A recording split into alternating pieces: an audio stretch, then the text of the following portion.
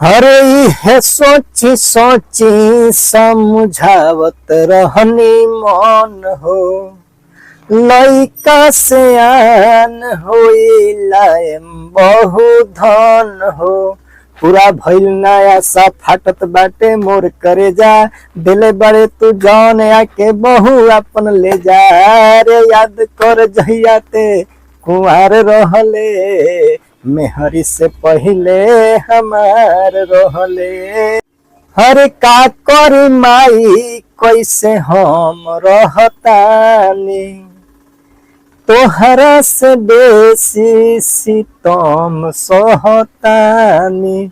अरे लइकन के चलते हम चुप रहिले, न तो छोड़े खातिर हम तैयार रहिले। आए बेटा तू खुश रह, हमके अब भुला जा।